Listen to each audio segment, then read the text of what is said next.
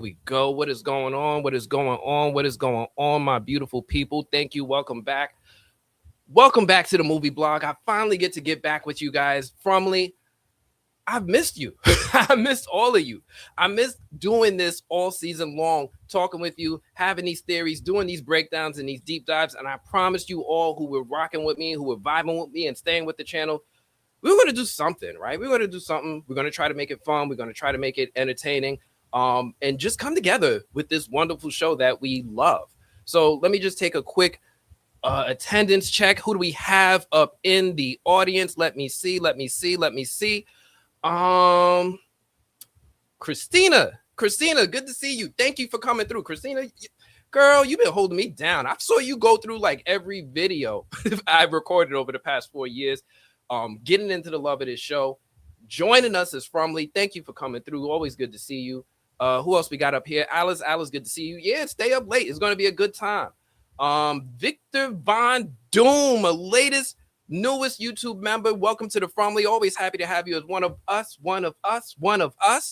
Motown Investor, thank you for coming through. Happy to see you. Brooke Whack, what's going on? What up? Princess, how you doing? The party is start. Oh, you got a talisman in here? Is that Victor's lunchbox?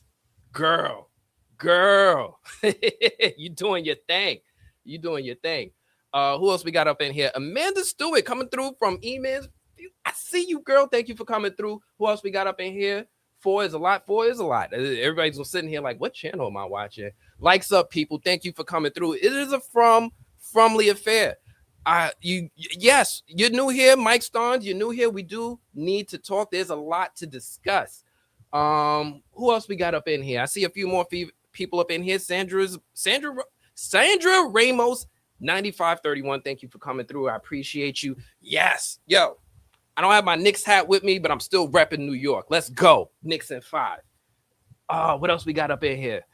Honey, please stop. I'm new here. Welcome. Look, if you're new here, subscribe. Join us. We here now. Me too, Delaware. What part of Delaware? Wilmington, what up?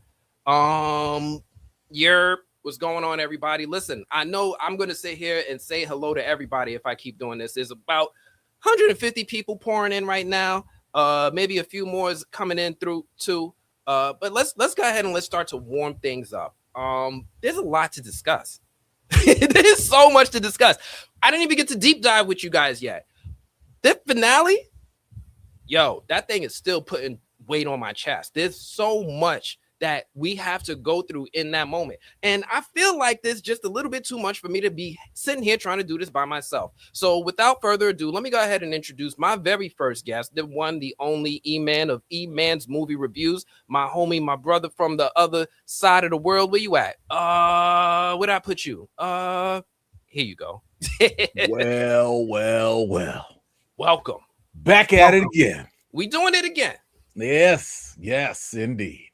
Man, that finale, you know, the other night we went live and I felt like we were holding back a little.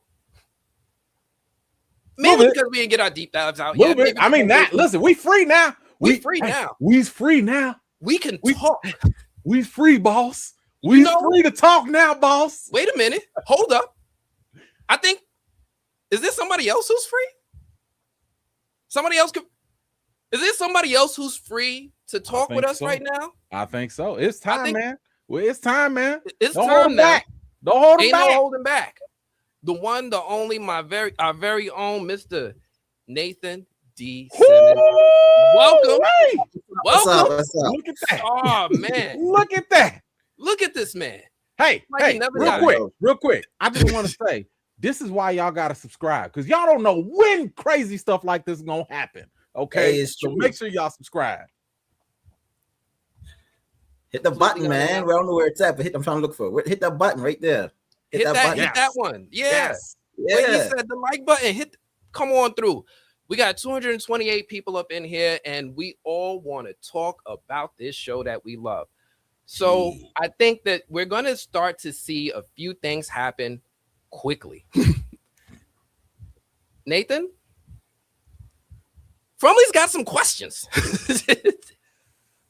We just got a couple. I'll try to answer what I can. you got a couple questions because you are unquestionably one of the most interesting characters coming out of this season. You know, I started off this season with this shirt. You guys remember this shirt? The Go Home Elgin? I was like, man, Elgin, man, he's I don't like what he's doing to Fatima. He's believing this kimono woman. It's not giving me good vibes. Elgin just needs to go home. But this season, man, I had a complete 180 with your character, my guy. Like, you completely turned it around for the Fromley. I have to ask. I clap for myself. Yes. How does it feel to feel? I clap for myself. Do you feel redeemed? Like, did you go to John and be like, listen, man, don't be doing this again. Give me a new shirt. Like, how did that go? No, every time I talk to John, I'm always like, hey, John, listen, I got a crazy idea. I should come in and like fight one of the monsters and then go and like grab boys, like just the craziest ideas. And he always just looks at me. He's like, no, that's how the conversation always goes. No. I just wanted to grab boy's gun just once. No. You should have grabbed Clara. That's who you should have. You should have hit her with the swim move or something. I should. Man, I really thought she was going to get one of them defensive line, like one of them joints, get out the way. Something. Mask in the helmet in the chest. I put it in. Yes, I should have. Oh man. They've been like, hey, John, wait, John, actually, I have a better idea. What if? That's what I should have hit it with. I just hit Clara like that. Yeah. That's what I'm saying. So I gotta ask, man. I don't think I know I asked you this before, and I don't think anybody has actually seen it yet. But if you could just kind of talk to us a little bit about that scene, that day, walk us through your experience in your final moments. Yeah, it was geez, I don't know. It was a really good moment. You know, usually in film, sometimes you block shoot a lot, so like you'll shoot maybe your death scene earlier, and then you'll go back and do the other bits and pieces to connect it. But this time, what I really enjoyed, and I think my death was like one of the only ones like this. We kind of just shot straight to that finale, right? We did the hand touching where Sophia and Clara, they cornered me and whatever, and Sophia touched my hand and froze my body. See, y'all didn't pick that up. Sophia froze my body when she touched my hand. That was supposed to happen. She froze me when she touched my hand. Wasn't I just standing there like, whoa. I see so many Patrick Star memes, man. Like, I was like, damn, bro. She's magic.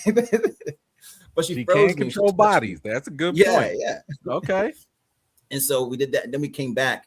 Oh no, actually I lied. We did the sitting at the counter first, at the table first. We did that. Okay. Then we did when she touches my hand, and then we just did from that straight into the back. But it was really like it was magic because it really felt like I felt the climax of that scene at the same time where, like, you know, Elgin moved on when he passed away, where he escaped. I don't know how you want to say it, but when Elgin took that next step, I felt like, you know, I felt that character come off my shoulders, which was beautiful, you know, and I felt like I did everything could have done. Yeah. You know, it's interesting. I'd love for you to respond to one of the fan theories that are out there, you know, whether you believe it or not, is that when Elgin passed away, it just so happened to turn into sunlight again, daytime. Yeah. Do you think that was tied together, or was it just kind of like a coincidence? What do you think?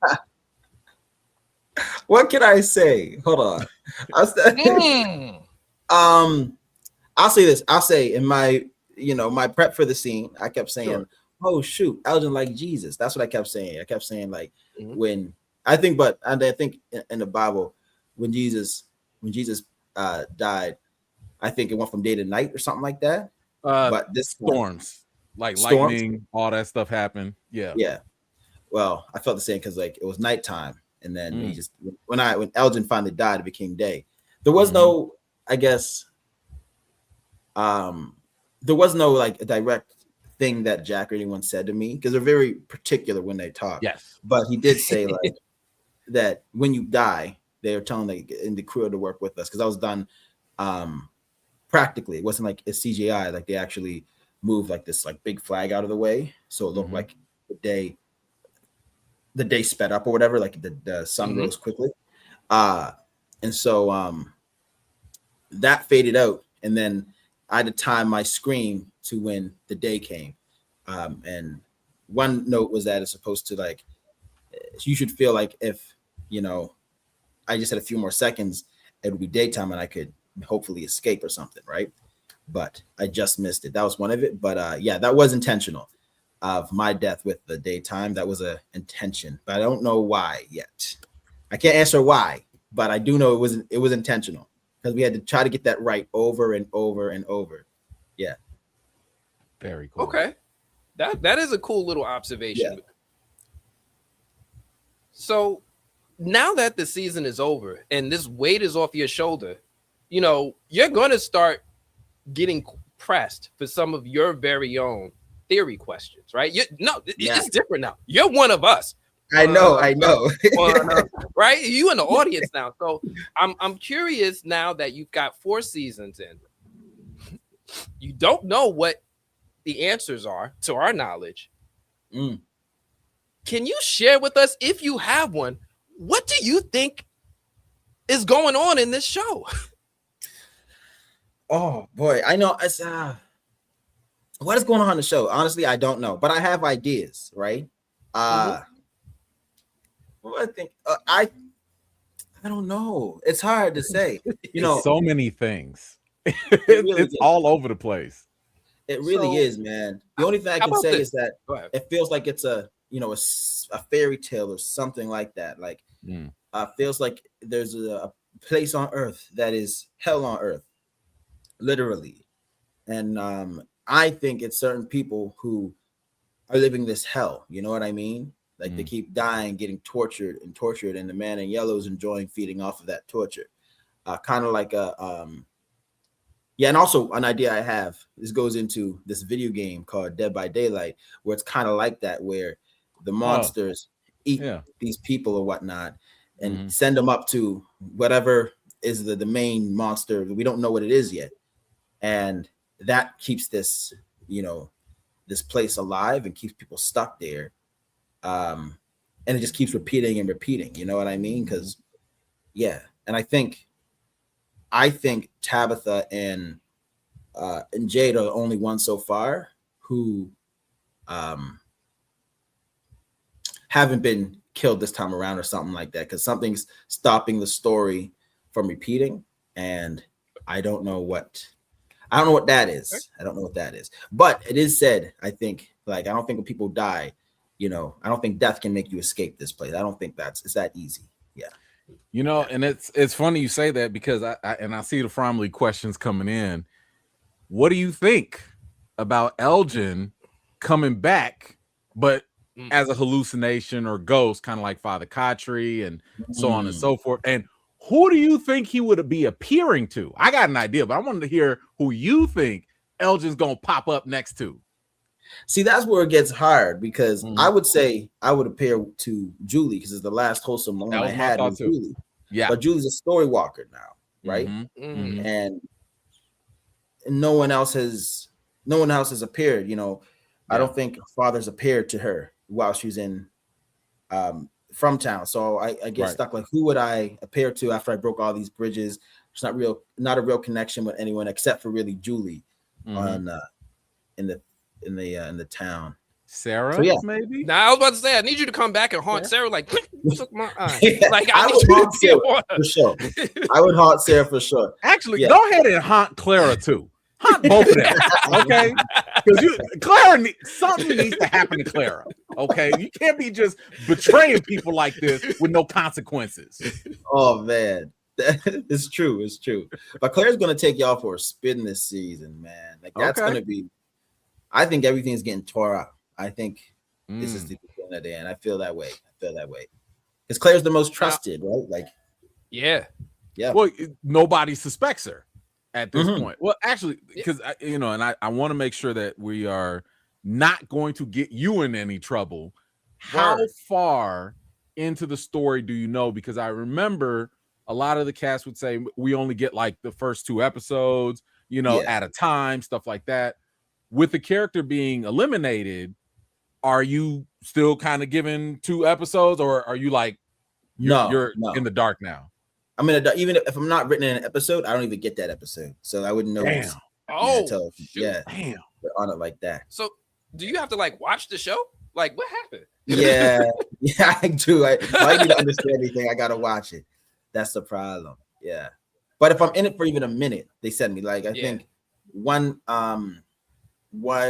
episode last year I wasn't in, but at first I was in, so they gave me the episode. But yeah, just for a minute. But yeah, no, I don't get. I got to make it up. I think one of the people on the cast who have the best theories when he gets episodes is Cortion. Cortion in the episode come up and he's like, "Bro, man, no, I figured it all out. Here's what's happening." Like, oh shoot, no, I gotta talk to you. Okay, like listen. So here's what I think's happening. I think it's because he has this whole list of chains everywhere, and then the next time episodes drop, it's like it's completely different. It's comical. Yeah. Well, whatever you do, don't cut your hair, because you might get that tap on the shoulder, right? Like you're in don't they film in Nova Scotia? Aren't you in Nova Scotia? Right. Yeah. Right now I am. I'm in Nova Scotia now, but I'm heading up to Toronto. With my aunt soon. Yeah. Okay. I'm here. I'm playing anyone in Canada, in Nova Scotia. I'm playing a Canada Day show on Wednesday night before the fireworks. So yeah, that's my thing now. Yeah, I've been noticing you over here winning awards, doing plays. You got a whole nother show. Yeah, comedy show because they're the 60. They're the 60. That's dope. I'm trying to work, man. I'm trying to hustle. Yeah. So, well, congratulations on that award. I think you were the only member of the cast to get an individual award. Is that accurate? I don't know. Was I? No. I think was I? No way. For this, I think so. For this one so far, I think it's just you. Oh, I think other people are still nominated. There's still some awards coming. I think you're the only winner right now. Wow. Jeez. Congrats. Show, thank you. Look at you walking out with the cake coming out of From season 4. Like I did. I'm holding the whole cast down. Everybody down. All right. So Nathan, I think, this would be a good time. Now, I know we talked about this before, last time we chatted, but for the people that are present, again, shout out to those of y'all that subscribe and hit them notifications on both channels. But I feel like this is the time where you got to defend Elgin's decision. Why the hell did you give Sophia the picture? You gotta answer this. So I know the answer, but I'm gonna give you the platform to defend it because the front people are coming at your neck. I know. Hold on. I know. Here we go. Okay, big screen. Okay, listen, everybody. Listen, I know you're upset, but listen, the reason why Elgin gave Sophia the photo is because you have to understand Sophia is an innocent, unassuming person, right? That's number one. Number two, the rules of the world is monsters don't go inside. And there's a talisman on, right? That's number two. But number three, nobody knows how to leave, right? Or knows anything about the town. But yet we see a girl who is in a photo from like 100 years ago. So maybe she's the connection, right? She's the key to get out. But to double check, you have to show her because like she might have amnesia. So if you show her the photo and you point to it like this, it might, oh my God, I figured it out. Clue in the memories of shoot, follow me. I'll show you how to get out of here. So that's why, that's why Elgin had to do it. It just takes, one, if you had anyone had dementia before, sometimes you just got to sing their favorite song and then they remember. So that's what Elgin was trying to do. He was trying to stimulate Sophia's brain so we could, find a way out. Yeah. Oh my God. Gaslighting. It's not gaslighting. Do you remember the 70s? Because I see this picture. Yeah, hold on. You look the same in that photo. Girl, so you remember? That don't crack neither? Like, what's going on? How old are you exactly? So you must know everything going on. Just real quick. Y'all have heard, I'm talking to the Fromley now. Y'all have heard the defense. Let us know in the comments. Are you with this? Do you believe it? Do you not believe it? Is that okay? Because I don't want no more rumblings about what Elgin, his decision. Does that make sense? Feel free to let us know in the comments. Okay, hold on. Let me. I gotta, you need to redo. Hold on. You didn't read it. I get the cross-examine, right? Oh, Lord, you got it, bro. Go ahead. Okay, all right, let's try it one more time. Sorry, Your Honor, since this is new evidence was entered into, and I want to speak specifically on the fact of dramatic irony in the situation where Elgin doesn't know that Sophia's been acting shifty and shady. He just seen someone say, "Hey, can I help?" Very calm and very cool. So like that's very unassuming, and the whole time she's been helping everybody else like build a ladder so they can tear down the tree. So how can you think that could be a bad person, right? So I think Elgin showing the photo once again is like a key to the plan, right? It's a key. See, he doesn't know that Sophia's shifty. Elgin's been in his room for the entire episode, entire season. Room, and then he was getting dirt for Fatima. Yeah. So like he doesn't know. He doesn't know what's going on. He just sees a cute little girl say, "Hey, come over," and they say, "Hey, have you seen that photo?" And look at the photo and stop. It's a bonding moment. He was trying to make a bonding moment. That's what I'm trying to enter in. Elgin's trying to find a bonding moment with Sophia so we can get to know her a little bit better.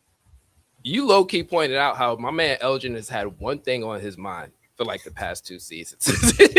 First, he's hollering at Sarah. I was gonna say, this man loves Bond. He sure loved the Bond. Yes. Hey, Sarah. Hey, girl. Hey, he sure knows how to pick them. He does. You went with Sarah, you tried with Julie, and now with Sophia, bro. You gotta stop. Listen, crazy ain't bad. Sometimes crazy is the best loving you'll get. Listen, all I know is Dr. Umar would be very upset. I know that much. Like, what is happening, my brother? Just buy the one to pick from when we go for back to. That's also true. Slim pickings. You got what, 47 people, 46 people. Listen, Dr. Umar would say, "Oh, no, I can't say that." Nah. Oh my goodness, the wild stories. So, I got questions. I got some more questions. Go ahead, man. Great. So, I've been looking online, and you mentioned like some of these things were going to come out. But when I look online, the cast, you guys seem to have a really good time when y'all get together. Oh, yeah. And I think it's starting to feel like it's a tradition. I see these photos of y'all. I don't want to say stumbling because it's not a video, but y'all look like you have help walking through the mean streets of Canada. Listen, and it happens like every year. I'm curious, like, how do these things happen where I see photos of you and the cast walking through the streets in Canada in costumes? Like, I'm gonna try to pull it up, but if you could kind of talk me through it, I'm gonna pull up some of these photos I have of you guys. Oh boy, I think I saw Accordion walking around as Cyclops. Somebody was a Tooth Fairy. What is happening? Wow. Oh yeah, man. Ricky the Tooth Fairy. I was Cyborg. I went as Cyborg. Oh, nice. So Cortion, me and Cortion, and I think who else? I forget who, but like me and Cortion talk because one of my favorite holidays is Halloween. Cause I love dressing up, as like creatures and stuff like that. And every year so far, Cortion has there's Sam Brown. Cortion has does a Halloween party, right? And he hosts a Halloween party every single year. And that's it. Like the first year I remember we did it, the Halloween party I think that was the craziest. We went to this club and a few people, and I knew some of the bouncers in the club, right? And a few people were they were gone. And so the guys come up to me and saying, "Hey, Nathan, you got to get them out of here." I'm like, "Okay, no, chill. They're chill. We're gonna hold on to them. They're fine," because we were just turned, right? So it's a lot. We love to listen. The family, especially the young people, not even the young people, all of us. Scott's outside. Yeah, we like to be outside. Harold does too. Oh yes, that's Cortion right there. Harold does too. Harold, like every night, every Wednesday, there's a club. Harold, Liz, us, we all go to every weekend with live music and stuff. So yeah, we make sure we try to enjoy our time together as much as possible. Yeah, excellent stuff. There's the boy. There's the boy Cordion right there. I'm going through some other stuff here. Sorry, say it again. You guys got to get him on. I do. I do. You know what? I'm gonna try to make it happen. I'm gonna try to make it happen next time. Let's see if we could get like a group thing going. If you're available, if we could get Cordion on, I'm gonna see if we could get a whole thing going. Yeah, for sure. Yeah, I got some things I got to talk to Cordion about. You know, I mean, there's this running meme. I don't know if you guys have heard it about Ellis's character. And there's a question as to, I don't think it's a question. It's a belief that he hasn't done anything this entire series. Useless. Absolutely done nothing. Yes. He's a good partner. He's a great partner. And I think he challenges like toxic masculinity in relationships. So I think he's got to go. If he was an emotional support animal, then yes. Yeah, exactly. Like, yeah. Sure. But let's be honest. Almost everybody in the From League, we ain't here for all that drama. I know it's important, but we ain't here for that. We here for the supernatural. This man don't be trying to do nothing when it comes to the monsters. He's like, hey, Donna, can you get somebody else to go? I don't want to go. I want to stay upstairs and hang out with my wife. I understand that too. But it's like, bro, we trying to leave. Like, we trying to get out. Listen, I think he, Ellis, the character, jumped out that window and like pretty near broke his arm. And after that, he's been playing it safe. And the last time he tried to like stop a fight, he got stabbed. So he's smart, I think. Well, he was drunk too. So he was drunk. Exactly. Yeah. And it was the same person he started a fight with the week before. So it's so true. No, but what I love with Ellis, though, people forget Ellis is a superhero, right? He's the only character. Like Elgin lost the eye, and he was messed up from season 3 to season 4. Ellis got stabbed in the heart, and he was up and lifting things like 2 days later. Like he's superpower. He's a superhuman. I think that's where, and of course, obviously, this is no shade to Cordion, of course. We just poke fun at Ellis. But like, I think that's part of the playful frustration is because I'm like, hey man, you young, you strapping, like you should be out here gung-hoing it with everything. Like you should be Rambo out here, but then you're going to let your 60-something plus year old daddy, senior citizen with Parkinson's, carry a whole dead body by himself. What are you doing, sir? What are you doing? Why are you not helping? Listen, and I've told my audience this in fairness. I brought this up to Cordion and he agrees. He's like, yo, I want to do something. He does agree. Yeah. But I don't know, John. I don't know what it is. John got to put the kitty gloves on Cordion. I don't know why. I think they're saving something for season 5. I think I hope so. I'm rooting for him. John Wick in that. It's gonna be like John Wick. I will be first in line. Man, I'll be first in line to root for that. Yeah, me too. I'm seeing him pull a gun. Oh my gosh, that'd be beautiful. That'll be my cosplay at Comic-Con. I'll be walking around as him. Make me proud. There we go. Or he'll find, because no one knows where Elgin's body is, so maybe he'll find Elgin's body. Because I don't think Clara is going to do that by herself. She got to move that thing. She does, yeah, and I'm not liked. Now you're a grown ass man. Not like. Who was your favorite cast member to work with in a scene this season? Ooh. Yeah, you got to pick. Whoa. My favorite cast member. Can't say everybody. I know. Or do you have a favorite scene? How about that? You got a favorite scene? I'll take a little pressure off. I like the scene where I get to stab someone. I stabbed Roger. That's my favorite. Yeah. Yeah, and I got the stab. Yeah. My favorite scene. Oh my gosh, that's hard, man. There's a lot of really, really good scenes. Like the first scene of the season with me and Harold. I like that one. Yeah, I like that one. I like me and Fatima scene in the kitchen. That's another one that I liked. I like that. Working it together. I like that one. Me and Julie's scene, First time I got to back with Julie in her wig. You know, that was a really good scene too. You know? Wait, in the diner? Yeah, in the diner. Yeah. Okay. First I thought you were talking about it in the basement when y'all was kikiing, you know, and with all the dress up and all that. Yeah, it was smoking up. No.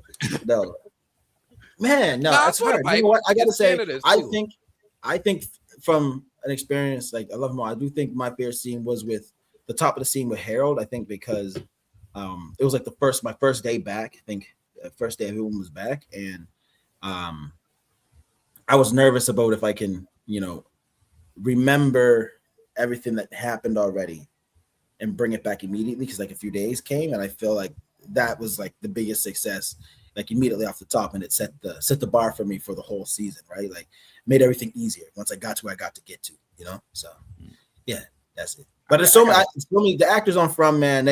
One thing about it, they shoot quick. Like you don't really, not all the time you're gonna get like a bunch of retakes on scenes, and they're very talented professional people. Like I feel like it's gonna, if most actors aren't working after this, then there's something wrong in the industry, be honestly, because they're they're really sharp.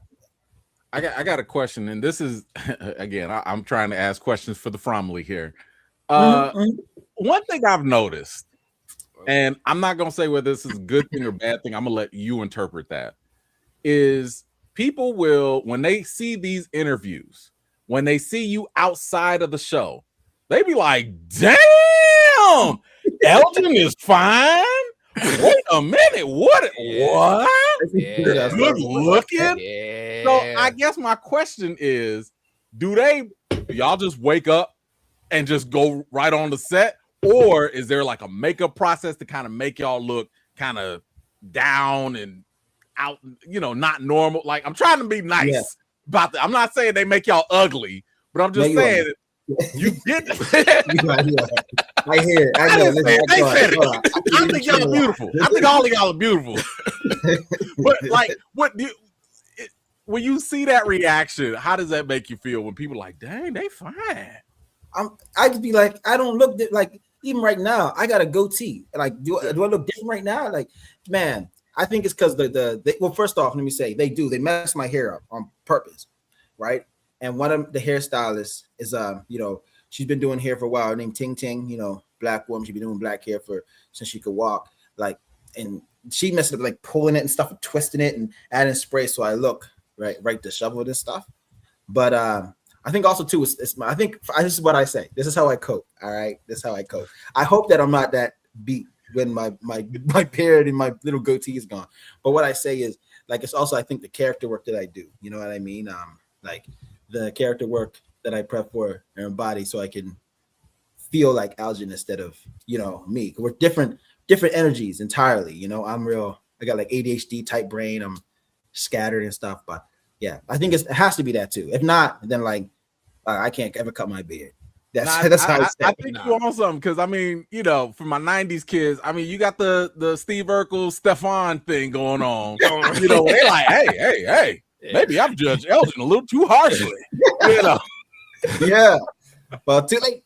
Y'all want him gone because he's ugly. He's gone. No, but shout out to your performance though, because obviously, you know, I think that is a testament to your ability to deliver such a drastic character, such a drastic change in persona.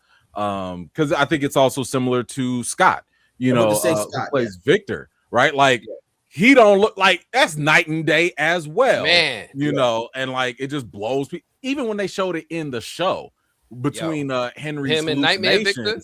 That was a shocking moment in itself, you know. But yeah, no, shout out to your performance, man, for real. I know. And then my aunt, I remember I was in like my aunt in Ontario. I was with her, and she was calling her other aunt, her sister, who's in Delaware, and they were talking about the show. And they were like, I'm not gonna say the names, but they were like, so and so, do you see Victor? Oh my gosh, he looks so good. I know he looked like that. Why they got him looking like? I'm like, okay, you guys, yeah. Right, like I act too. Come on now. Yeah, it's my show too. Well, it's not just me. It's not just me. It's good. It's not just me. It's also Scott. Yeah. Scott. Well, you touched on something interesting here, because you mentioned Tink Tink, and you have a black hairdresser. Oh yeah. You just say this all casually. I don't. This is not common in the industry where there's black people taking care of black hair. Yeah, no, that's actually. I think I've been lucky, maybe because I had a black hairdresser, Ting Ting. She managed my hair. I think Carol's and some other people's. I hope so. Yeah, she was managed, and also we had someone else named Tony, like a white girl, but she's worked with black hair before and stuff. So I'm happy with those two, especially and Mindy touching on my hair and stuff, right? But usually when I'm on set, Ting Ting is the one who makes sure that I'm looking camera ready and stuff. And that's special. I've been lucky because there's another show I had the chance to work on called Washington Black, and on that one too, everyone was black, like the makeup artist, Jeremy getting Bell. on these progressive shows, man. Yeah, I do. Yeah, he's doing his thing, man. Yo, you're Washington Black. Yeah. You know, one of the things I noticed about From E-Man and I often talked about was how diverse this cast is. It made us feel welcome. It opened the door for the Fromly to be who we are now. That's true. I remember talking to Angela, and she talked about how behind the scenes, and she's a huge advocate for fairness and equality with her work, with her organizations. I've never heard of a set like this. Like you guys are an anomaly. This is such a unicorn show, both in front of the camera and behind the camera. I what is it like for you? Like, have you been to other sets where it's like different? Yeah, like, no, this is normal. Oh no, man! My agent. So many shows, so many shows where it's like, I don't want to say no names, but some shows like people having like almost like protests, like the black people on the crew in Nova Scotia were like having protests, and some of the actors were too, and they had to bring it to producers and stuff like that. Like I've been on shows where black people were very disrespected, right? And speaking from just the black perspective. And so when I came on From, and the first interaction was Pega was speaking to John about something with her character and Iranian heritage. And John took the time out to go and talk to her, you know what I mean? Which is very special, and try to adjust things so that she felt safe and secure. And same with Angela. Angela, she wanted to speak to John about some things, about being black and representing on screen. And John took the time to hear her out and try to adjust. And like that's, I think from the top down, I think that's just a beautiful place to work, and it makes you able to do your best work because you feel welcomed and not like uncomfortable because of like what you represent on the screen, Yeah. Hair has been such a big topic of discussion this season. Did you try on Julie's wig? No, I didn't. I swear there's going to be a photo of y'all back behind the scenes. People passing around her wig. I should have. Oh my gosh. No, I didn't, man. Dang. I missed out. Actually, the better question is, how did y'all react when y'all saw the wig? I've seen Hannah. She was like, she had preferred to just have her hair cut, but they was like, nah, some things could happen or whatever. So they put the wig on. Like when y'all saw the wig, do y'all just be like, oh, that's nice? Yeah. Like what Hannah, do y'all say? Hannah, you look great in that wig. Don't listen to any of the haters. Hannah, you beautiful in that wig. Yeah.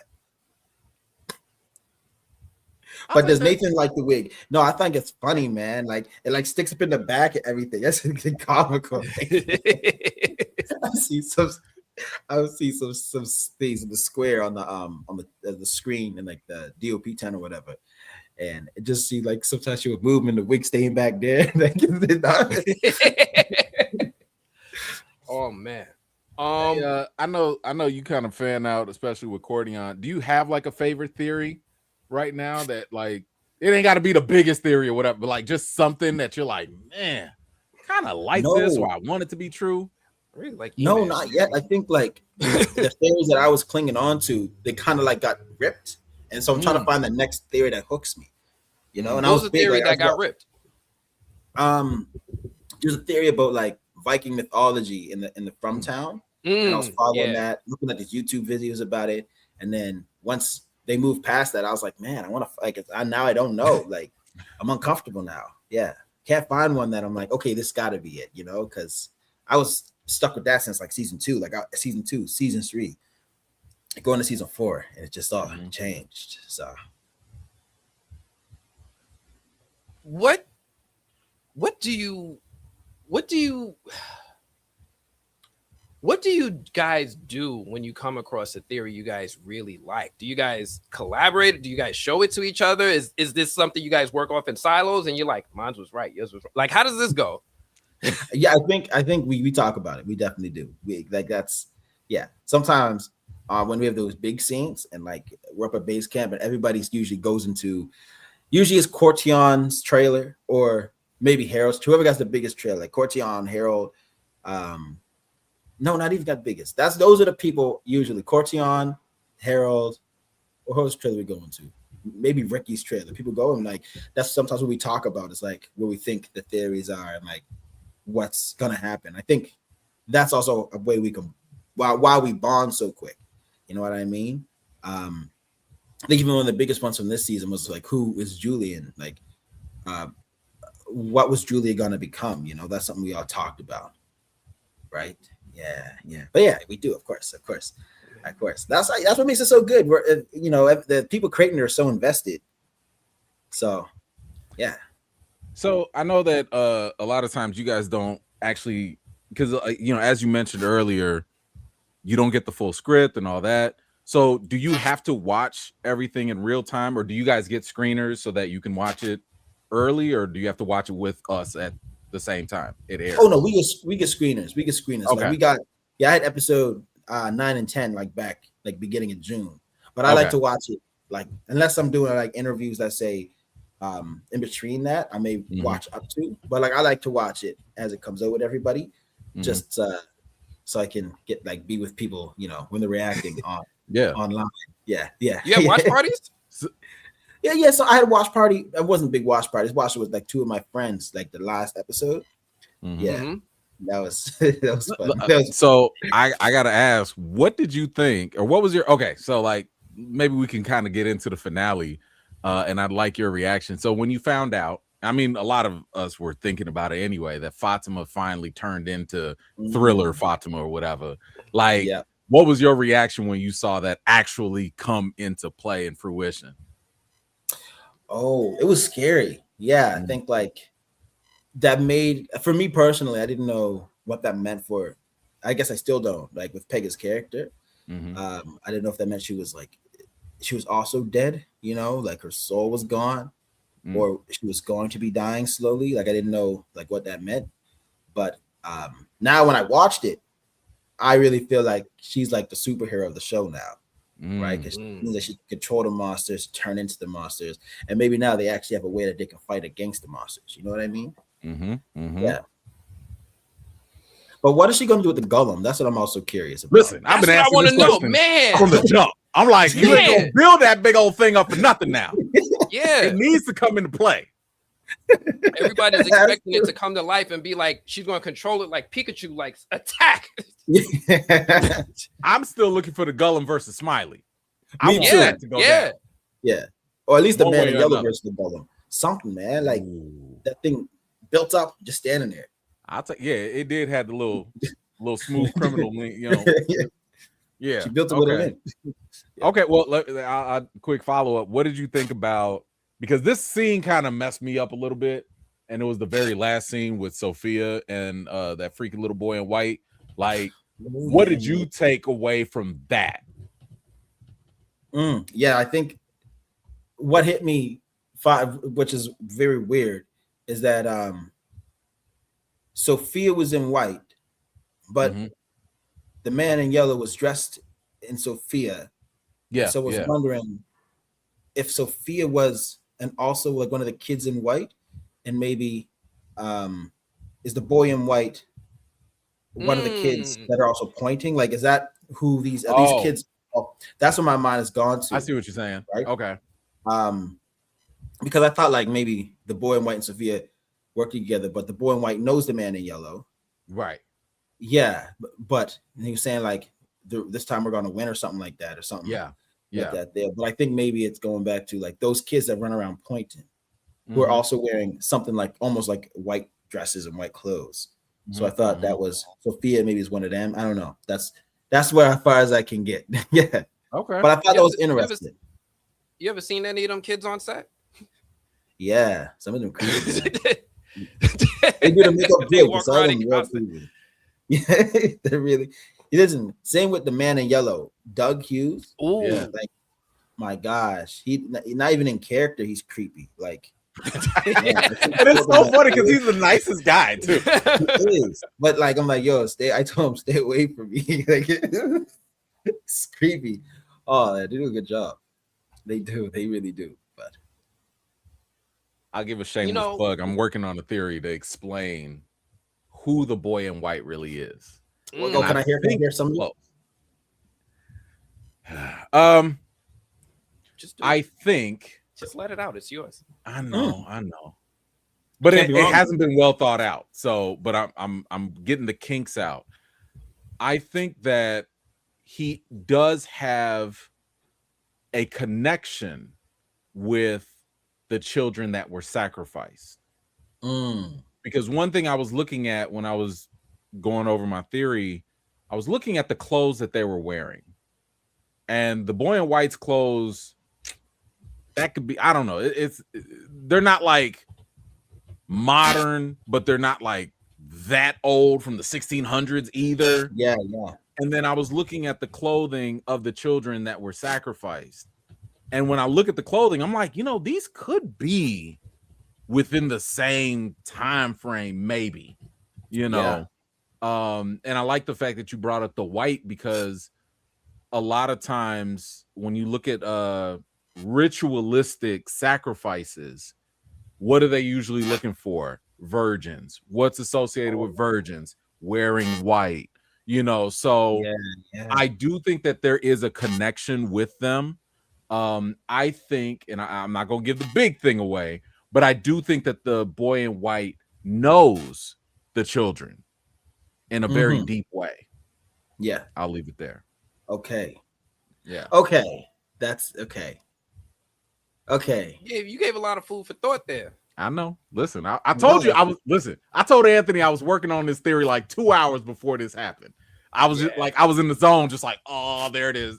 So y'all give me some time. I'll put the video together so it makes sense. But I do believe that they have a very specific relationship. And I would argue in episode 9, they might have given us a big clue right in our face and nobody realized it. I like the tease. I know. I'm sorry. That was good. I felt like that was written out like, it's coming. Yeah, it's coming. Set your notifications, y'all. Oh, here's a theory I have. Okay. Here's something I thought about, and I only picked up on this when I was watching it. I used to watch this show. What was it called? I think it was called The Cure, maybe. Something like that. But they had zombies, but they called vampires, but they called their vampires the Strigoi. And the way that they were looking was very similar to how the From people are looking. And so I think my theory with the FROMTown and everything, I think it has to do something with people who are trying to escape death or live forever in this self-sustaining community that's off the grid. They all came here, but somewhere down the line with this deal, something got corrupted. And so mine's half-baked, but that's as far as I got. Listen, almost everyone's theory is half-baked at this point. So don't even feel bad about that at all. We all work together. Yeah. Oh man. No, that's good though. Listen, that's good. When I get it done, I'm gonna send it to you. So please, Yes, I got you. I'll sit in that, stew in that. Yeah. Oh my God, that gets me excited. Shoot. Oh, it's called The Strain. Yes, The Strain. Thank you. The Strain. I was like, The Strain. I remember The Strain. Like, what is this? Yeah. Listen, I thought this was something Canadian. I'm like, I ain't get that channel. Yeah. But no, The Strain. Yes, that's a good connection. I like that. Yeah. The Strain. Yeah, that's it. Yeah. So I think it's just something with vampire. I really feel that's something to do with vampires have to be invited in, but they have a talisman instead of like the invite in. And I think somewhere along the way, kind of like in The Strain, they're trying to find a way that they can live forever. Maybe it's off of this old vampire that's down in the ground, rooted through the tunnels, and all the other people were vampires now live in those tunnels. But everyone also now can live forever. but metaphysically, and that's where they get trapped in this web. Yeah, that makes sense. That's where I think I'm going. Yeah. All right. They did have worms in there too. Yeah. I feel like I've been monopolizing Nathan's time this night. Oh, I don't want to keep you. Oh, yeah. No, I ain't kicking you out. This is like almost like a little check, like how much time we got. But I do have more questions. Because you're giving us so much insight into behind the scenes. What's one thing about filming From that fans would be surprised to learn? Oh, most days are only like 10 and a half hours long. I think that's what's crazy. Oh, yeah. Most days are like, yeah, it's a dream job. Like, yeah, so of course you got longer days. Some go 12, some go 16, but a lot of the time, man, when the sun's setting, they're packing up and leaving. Like, it's crazy. Is that just for one episode? Oh no, for like every day of shooting. For every day. Okay.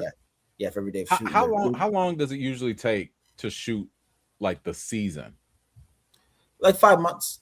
5 months. Okay. Last year we went from July, I think beginning of July to the beginning and end of November, beginning of December, and then reshoots if they needed them. But yeah, 5 months. Okay, so I was trying to do the math because I want to say shooting starts soon, like next week or week, whatever. So for all those wondering, it ain't gonna take no 2 years for the next season to come out. Some people been thinking it's like gonna be forever. I'm like, it's gonna come out next year. It's gonna be out in April. Like that's the same time it came out this year. Yeah. Yeah. So April-ish. Writer's strikes. Okay. Yeah. Okay. Not going good, man. Listen, that ain't nothing. We can wait till April. It's not you. Listen, it's gonna be a bang. I know. Listen, I know people upset with it too, but like one thing I know from like talking to John and like Jeff is like they already have everything jotted out, right? Like they have the plot points of every single season already jotted out, and they're just writing of how to release that information. And so I think season 5, people have questions. I think we're all going to learn in season 5, like a proper mystery, you know, like you get everything at the end, unless you can figure it out beforehand. So, yeah, that's what makes me excited for season 5, because if you can figure out the story before we get to the end, you're one of the smart ones. If not, then you're just gonna, be there for the ride, right? Just normal. Man, the Fromley is loving this Canadian accent coming out. My Canadian accent coming out. They don't normally hear it this strong. We're hearing all the aboats, projects. The boot. That's it. I'm curious with this season. You also had this. It was different for you because you had the eye makeup, right? The prosthetic. Yeah. So I'm curious, like, how long did the eye makeup take? And did you ever like forget you had it on and just stare at people in between takes? Like, who took my who drank my apple juice? Like, how did that go? Yeah, no, it's on for the whole day. They like stick it, my eyes glued down, and then they put a prosthetic over it. And usually it takes, when we first started at the top of the season, it would take like an hour and a half, 2 hours to get the color properly. But towards the end, like an hour, which isn't bad. So I get time to like sleep if I'm tired, because I get called early. But yeah, no, it's hard. The only thing I don't like about it is like over the day, like I'm a sweaty person, so my eyeballs sweat, and the eyeball sweat loosens up the sticky glue, and like my eyelash would keep flipping inside, and I had to like try to pull it out as much as I can. Like I'm grabbing onto the whole thing, trying to pull so I get my eye to come out properly. But yeah, it itches so bad, stings. Yeah.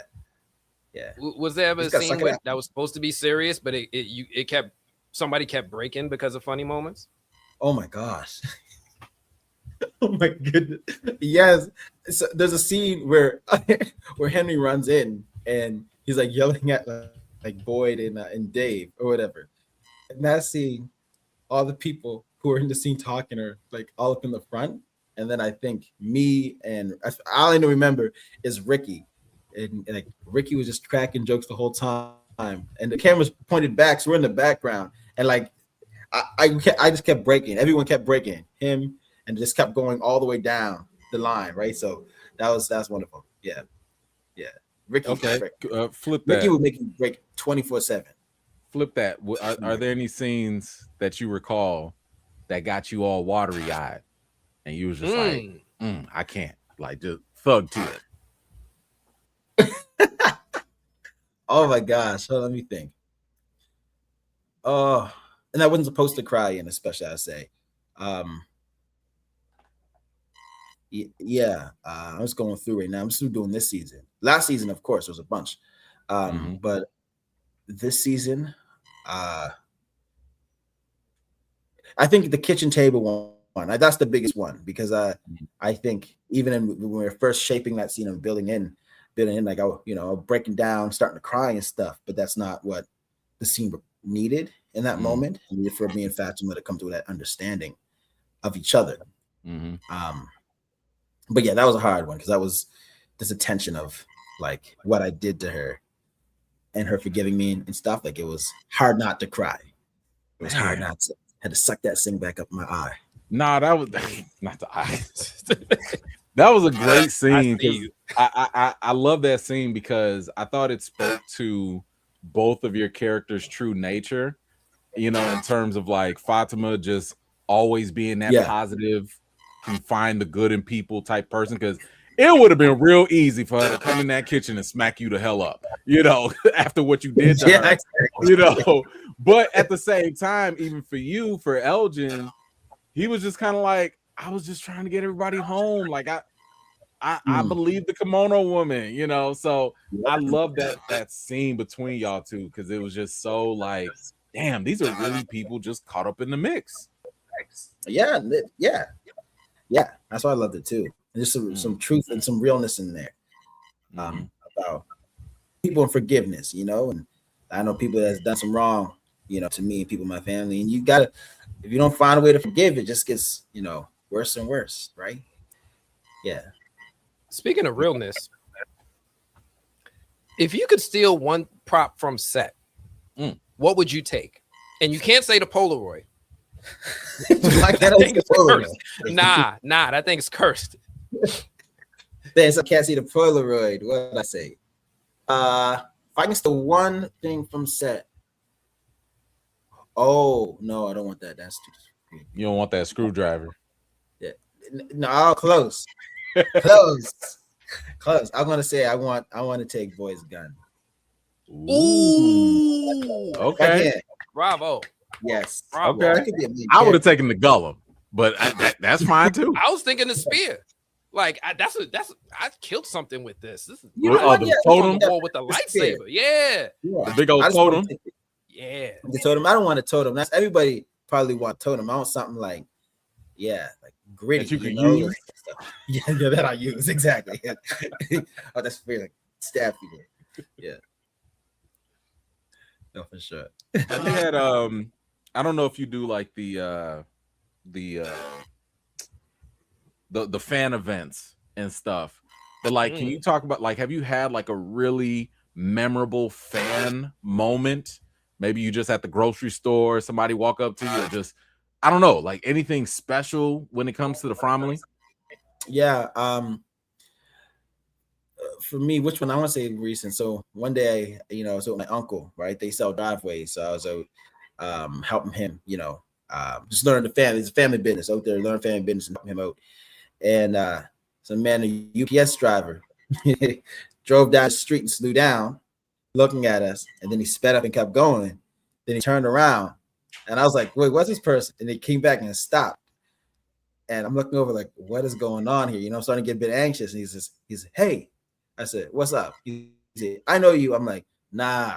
It's like, "You don't know me." He goes, "Yeah, I do." And I was like, "Okay, where you know me from?" And he said, "You're on that show." And I was like, "Oh, okay. Yes, I am." Yes, man. I was the anxiety. I thought he was trying to hit me with a drive by or something. I don't know. But like he just like talked about how much he liked the show and stuff, and like how him and his whole family enjoy it. And it hit a strong hit a chord with me because I didn't know how much people enjoy it, and like your everyday person actually like enjoys like watching this, and like especially he said how much he likes my character in particular, which I enjoy a lot, and how much it actually affects him. And I think it made his day. He didn't ask for a photo. I just shook his hand, asked his name. We chopped it up for a bit, but yeah. That's nice. That's one of the newest ones that really actually blessed me. Like, yo, I'm doing something good. Like, my performance can actually touch someone. You know, the show I'm on is actually means something to someone. And that, no matter lie. That's dope. Man, I hope you guys get all the flowers, all the love, all the support in person. I hope you guys feel it, because one thing I see with this with this audience, it's very strong, it's very passionate, and it's very unique. It almost feels like one of those rare, once in a few generation type audiences that stays with a cast like the cast of Firefly, right? Like, people love that cast. They stay with Nathan Fillion, they stay with Gina Torres, they stay with Alan Tudyk. I think you guys have that. I agree. I don't think ever have to worry about working. If you ever run out of work, you can always hit the Comic-Con circuit like the rest of them, and you will always see the Fromly come out and show you love. You would like one of the Power Rangers for us for life. So I just wanted you to know that you are loved. Thank you. With that said, I'm curious, now that we heard the most loving reaction, what's been the funniest fan reaction that you've seen to Elgin this season? Oh my gosh. I think the funniest one is I seen on Instagram. No, you know what? My fun was a I think it was a DM under one of my comments or one of my hidden DMs where this person was just cussing me out. The other character, and I was like, man, what are you doing? Like it's make pretend, you know? Like, why are you getting all this bad? What did you do to piss them off? I don't know. It was something about like just because I think about the Sophia photo once again. Like, it was so stupid. Yeah. That'll do it. And I was like, that'll do it. Make pretend. Like, man. Yeah. That was the funniest. That was absolutely the funniest. Yeah. That recently, there's been other ones that I find were hilarious too, but that was the funniest. Actually, I made me laugh. All good. All right, Nathan, man, we definitely want to respect your time here. Are there any parting thoughts that you have when it comes to the fandom, the show, anything you want to leave us with, brother? Oh man, I'm gonna say thank you. You know, I feel like the fans are great, and I want to thank you, E-Man and Anthony, because I think you guys really did, you helped really push the show into bigger horizons. You know, you're helping build the community, and the community is what the show is. Like, the show's good, but the community is what makes it as special as it is. So I want to say thank you, and hopefully, if they're writing and they're starting to write and they're like, dang, we're missing something in this show. Hopefully they say, I know, get Nathan back. Hopefully I get brought back. But if not, man, this has been a pleasure. And, maybe sometime in the future, I'll be on another show that has as much desire and talk to, and we can chop it up again in this type of medium. Right. So, yeah. All right. Well, listen, we're hopeful for it. We're hopeful to see more of Elgin. I'm still hoping that you come up and haunt some characters in season 5. I'm just going to throw this out there for E-Man. I know if need be, he's willing to be a body double, put on the eye patch, be a Colony House murderer in the backward, just put a word in John's ear for him. I'll try. I will. K Sarah. But thank you.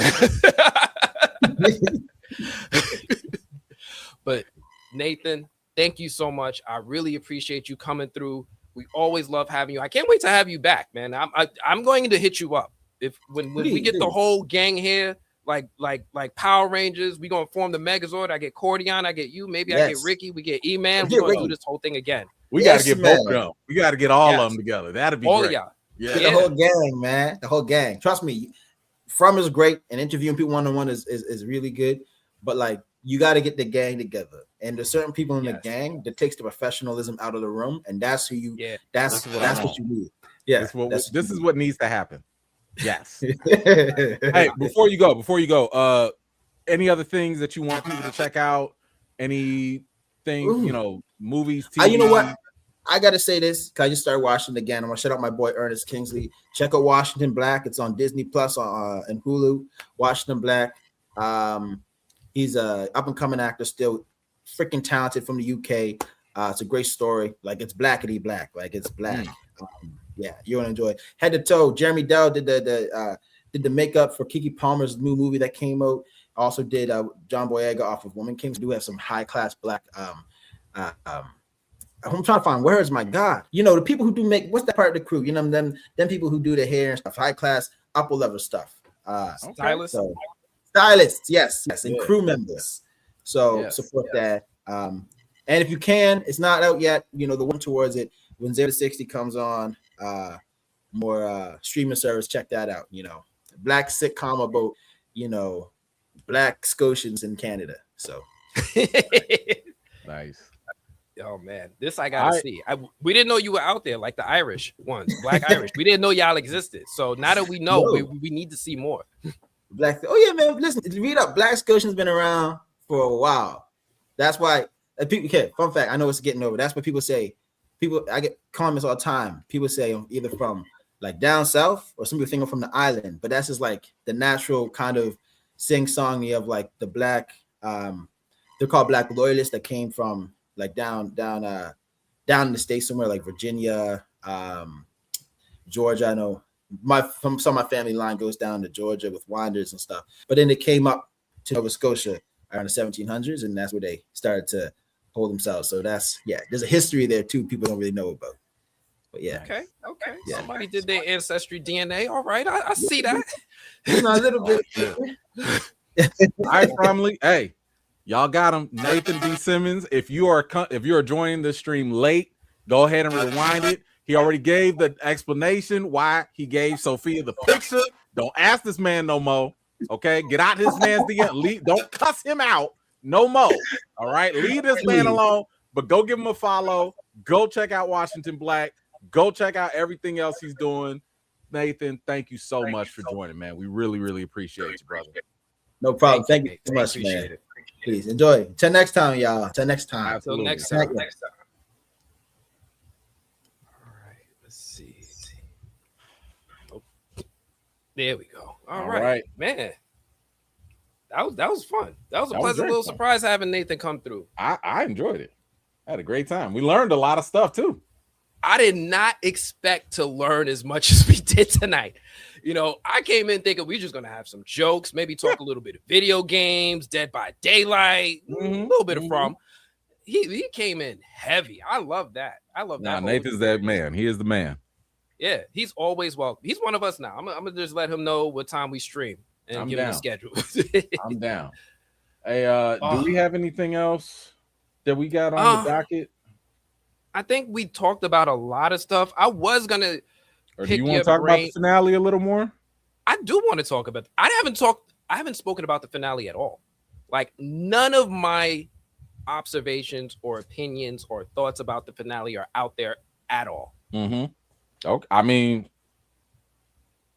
so here's the fun part, and this is the part that I really enjoy. Mm-hmm. You guys don't get to see this. Me and E-Man, we talk all the time, and we often debate. And I love having these moments with E-Man where I get to debate and other people get to see it because it's fun. It's so ugly. It's so ugly. Y'all don't understand. I'm cussing this man out. Like, no, that's not right. No, I thought you guys were friends. But he's wrong. No, but this is the way that we, iron sharpens iron, right? Yes. I'll be like, hey, bro, I got this there. I need to work this out. Or he'll give me his, and I'll be like, hey, you know what? Actually, some of them, you saved me. I was going to have myself out there looking bogus. Like, man, I think Elgin is looking a little sus. And he was like, nah, bro, chill out. Episode 10. Let me think real quick. Some of the main things that I really enjoyed about episode 10 was the pacing. I think one thing you always point out to me is the director, and we talk about how Jack Bender does the direction on some of the best moving, best paced, most appreciated episodes of the season. This episode, I really love the pacing. I couldn't believe how much stuff they squeezed into these last two episodes. Whether it was them starting the bone heist right at the end of episode 9, to them going all the way to Red Lightning and ripping out the bottle tree. Yeah. I love that this episode moved the story. However, which I think a lot of people have been wanting, right? People, I know people are like, yo, give me the supernatural stuff, give me all that stuff, you know, but it's kind of like, I've told y'all, the creators of this show are focused on making this a character drama first, not a mystery horror, which we want, right? Mm-hmm. So yeah, in these last episodes, it's like, what do we get? Plot, like moving forward. We don't care about your feelings. Moving forward, bottle tree, bolt of lightning, monsters. You know, like that's what the people want. You know, but you would also have a very short show if that's all they gave you. We probably have only 3 seasons if that's all they gave us. You know, it's like saying, do you need an appetizer or do you just need the main course? I mean, you know, don't nobody skip the appetizer if it's free, by the way. Right? Nobody paying no $20 for the appetizer and a full meal, you know. But yeah, hey, listen, when they bring out that garlic bread, you gotta have a little garlic bread, you know, that little butter, man, a little water, you know. Nah, man, fill it up. We'll never order no appetizers at Roscoe's. Don't start this. We go straight to that. Do they have? This is how we get sidetracked. No. So, what was your? Because I know you got your deep dive coming soon, right? Like, yeah, man, it's not out yet. So I owe the Fromly an explanation. Go for it. So a lot of folks have been wondering, like, hey, Anthony, you know, normally you do a live stream every Monday night movies. You're on it. You're representing. You're bringing out all these guests. You're doing all this incredible stuff. And I had all these incredible things planned out. Me and E-Man knows, right? For like 6 weeks leading up to the premiere of From, we were just like whiteboarding it out, pulling out our hair, bouncing ideas. I'm creating all these plans. And then, you know what Mike Tyson said? Everybody's got a plan until they get punched in the mouth, right? Mm-hmm. So I had a couple incredible things happen to me. One of the first things that happened to me was I didn't know how. I'm not going to go too deep into it, but I had a sick family member that happened, and it happened right after episode 2 came out, and it was pretty scary, and I was asked to be a health proxy. So I had to, everything had to stop. Everything had to change. You guys have noticed I haven't interviewed as much of the cast this year. I think one of my interviews, if you guys saw my interview with Catalina, you guys probably saw I was like in a weird location. Like there's like this weird blurry back. I was in a hospital bathroom. And I had forgot I had to do the interview, and the people were calling me like, yo, are you joining? And I'm like, oh, shoot. So I hopped in the bathroom and I just did the interview real quick. And I tried to, because I felt like I had so much stuff I wanted to do, and people had expectations on me, and I wanted to deliver. And then I had to make decisions. And one of the things that I've learned in life is I'm never going to put my family second. Of course. So I pivoted. So and I don't regret it, because every moment that I pivoted benefited my loved one. I saw it in real time. So it was tough. It was hard for me, because E-Man knows how much we look forward to this. We talk about this show even when the show's not on. So I wanted to give the Fromly an explanation. I'd been waiting for this. I didn't really want to make like excuses. It's just, it means a lot to me. Yeah. So hey, I did the season. Real life comes first, right? Like we do this for the fun of it, you know, for the entertainment. But of course, real life has to come first, you know. And there's some positive to this, right? Yeah. There's a lot of positive. There's a lot of positives that came out of it. There are more life changes. I'll get to those later. But out of the end of when I came through the other side, I came out better. I came out stronger. I came out feeling better. And I felt like even when I was making my videos, they started to sound better. Like I was looking back at some of my latter videos in the season, and I was like, man, this is good. I was laughing at myself. Like these jokes are cool. But yeah, it's just for me. I wanted to let it out there, and it also feels good to kind of get it off my chest. Good, man. I'm glad you had that opportunity to do that. And listen, this is one of the things that I like about the Fromly is the fact that yes, we're here for the show, but it's also still a community. It's also like a family, and we're gonna be here for the good times and the bad together. And this show a lot of times can be that outlet for us to escape certain things, or maybe even to process through certain things.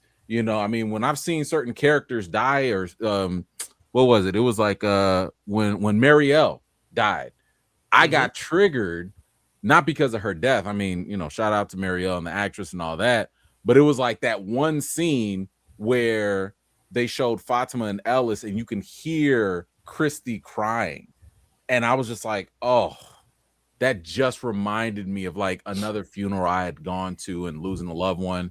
So like, it is interesting to have these moments in the show connect us back to our real lives, and again, escape back, into the show. So I do appreciate the fact that we have those, this as a medium to do those kind of things.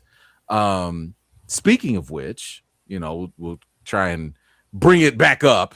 Sorry. What do you think about the bones coming out? Because I got a theory with the bones, but I'm curious to hear what you think about the bones when they went in the tunnel, and then of course when the bottle tree came up. So I think one thing that we've noticed is that as Jade and Tabitha got closer to digging up the bones, they started to get tortured more. They started to feel more pain. They started to feel more tragedy. And it feels like that they're almost going through a little bit of a punishment tour as they're going on this mission. So it's not just a mission of them saving the children's bones. I think part of it is a mission of them remembering what they did. And we still don't know what their part was in the sacrifice. And I think we're going to be horrified when we find out what they did. You know what? And I think that when they talk about, because I think this was John Griffin that had talked about, like, we know the why of what happened, but we don't know the how, right?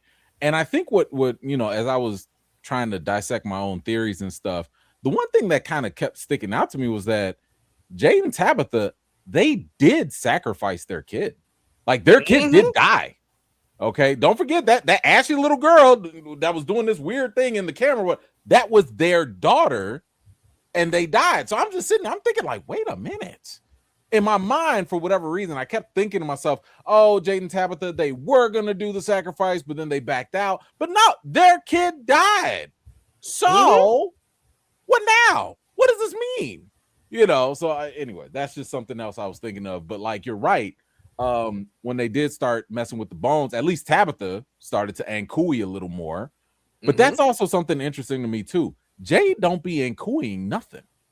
He had to have a mushroom trip to even have some sort of memories unlocked, I guess, if you even want to call it a memory. But like, he's not having the same type of experience that Tabitha has. And these are the only two people that we know that are actually reincarnated. So I have a theory, and I'll give this one out. I'll put this one out there. I don't mind. I don't even know if it's my theory. I could have got it from someone else, but I don't think Tabitha is the one who's supposed to save the children. No, I agree. Jade is supposed to be the one to save the children. Yeah. Tabitha is there. She's along for the ride because it's her daughter that was sacrificed. But one thing that came up throughout the season was the children were calling for Jade. Yeah. And even though she's having these haunting memories of the Nkui children, he's the only one who's been low-key giving off main character energies from season 1. From the moment my man learned that this was not a joke by his friend Toby, and he saw that symbol, he's been on a mission. He's been able in. to see the kids too. If I'm He not saw them if I'm not mistaken, once. it's only him and Tabitha that have seen the kids. If I'm not mistaken. He saw them twice, right? So he saw them at the bottle tree, and then he saw them in the chamber. When he went in the tunnel. Yeah, by himself. Yeah. And I mean, his past life was Christopher. Christopher was supposed to go through the tree and go to the lighthouse. But for whatever reason, we don't know why, Christopher was like, no, this place lies. Kind of like how Julie's been acting, right? Julie's like, nah, everything about this place is a lie. So I don't know what went down with Christopher, but yeah, it seems like Jade was supposed to be the one to go do whatever it was supposed to be to save the kids. I agree. So yeah, he's giving me main character energy. The bones is gonna be tragic, man. I think that it's hard to say because we still don't know what they have to do with the bones, right? And we haven't really seen them escape with the bones. All we know is that they've dug them out and they've moved the bones. Well, we know that. I feel like you're biting your tongue already. Yeah. This is what happens when we talk too much. I see it. We do know that they're on the right path. We know this because, as I've said before, and I've told my audience this too, when one or more characters confirm something, the same information, we can take that as a fact. Yep. Episode 8 of season 4, Maniella was like, you're doing something that you've never done before, and you're going after the bones. So this is new. We've had this cycle over and over and over again, but going for the bones is actually something new. And at the season finale, we saw the boy in white who was like, they've got the bones now. So now that's 2 pieces of confirmation that the bones are actually that's it. That is something that is actually specific to, because this place is built on rituals, that is vital to potentially ending this entire cycle or whatever. So we know that the bones are important. We saw the look in Sophia's face when she found out that it was Jade and Tabitha going in there, because at first she didn't care. She was like, go for the bones, I don't care. But once it was Jade and Tabitha, it was like, wait, what? Come again? So, but to your point, what they have to do with the bones is absolutely that's the $1 million question, right? I mean, and now, go ahead. Now I'm gonna challenge you, because now I'm gonna put on my editor's hat. What did you think of that last scene? Give me your review. So I'm still dissecting it. What I had talked about in my breakdown was just the fact that I didn't like the idea that potentially we're going into lost territory, having a man in white or Jacob versus the man in black smoke monster. I know I haven't watched Lost. I'm just saying, I hope that's not where we're going. I'm not saying it is where we're going. I just hope they don't go too deep into that. I think there is room for possibility that it is something different. I have an idea that my current thought right now is that the boy in white is just like a lot of these other souls that are here. They're just trapped, because that's a reoccurring fact that has been expressed by multiple characters, that when you die here, people cannot leave, right? Or those souls cannot leave. Yeah. What I find interesting, though, is I think the boy in white is something completely different. He's similar to the people that have died here, but he's different because of different attributes and different things that he does. And, like even the mere fact that his appearance changes. So something suggests to me that he is connected to this place because he changes right along when the environment changes. Right? We're not talking about like, oh, Father Khatri, he decides to be a boy and then all of a sudden he's grown up, and that's not what happens with the boy in white. So he's clearly something different but familiar in this place, especially with the fact that he's able to choose who he appears to or not. And it's a very selective list. Like everybody does not get to see or even interact with him. No. So that last scene to me was interesting in the fact that what it did was it confirmed to me that the bones were important. It also confirmed that the bottle tree, even though they uprooted it, that's not the final. That's just a hurdle. Yes. It's not like an end game, because it's not like the man in yellow was like, nah, they did they pulled the tree, so game over. He was just like, nah, they pulled the tree. We'll see. Right. So I think all that really insinuated, especially with the boy in white's optimism, is that with the bones, whatever it is that they have to do with those bones is now going to be much more difficult because the bottle tree is uprooted. And the other thing I've been thinking about right now is just, can't y'all take the truck and drive it in reverse and replant that tree? Is that hard? Right back in? I'm no gardener. I'm just saying, like, can't y'all can't just pull it back up and go the other way? I don't. It don't work like that, bro. I don't. I loved it. I freaking loved it. Because I'm biased because it validated a major theory of mine. I had this big theory about why From is happening. And I put the theory out over a year ago. For those of you who've been rocking with me, I'm at the movie blog. I put this theory out about a year ago. It's got the man in yellow and the boy in white on the thumbnail. And I said, I think these mofos are playing against each other. I went into detail, and I've actually went into all the evidence that the show has been planting between seasons 1, 2, and 3 to support what we saw at the end of season 4. So I was really, really over the moon about that.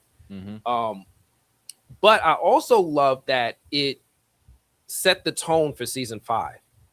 Right? Season 5 cannot shift from the pace that we have now from these last 2 episodes. It's got to be all gas, no brakes at this point. Yeah. So I love no time for filler. There's no time for filler. Nah. So I love that part of it too, because it confirmed that we're in the end game. It confirmed that these two are playing a game, and it solidified some of the pieces in the game. One thing that I really loved about the finale is that it almost painted the bottle trees as independent players. They're not the boy in white's bottle trees. They're not the man in yellow's bottle trees, but they're there and they teleport stuff. The man in yellow can use it. The boy in white can use it. Everybody can use it. I feel like we're on a game board. Like we're playing a board game. There's pieces and we're trying to get to the other side. And there's all these little things along the map that can warp you, teleport you. And I love that they're setting it up that way and leaning into that mythology going out of season 4. I want to resist the idea of a game, of a cosmic game. So I'm not going to take it off the table, but I want to resist that it's the case. And I think that it's probably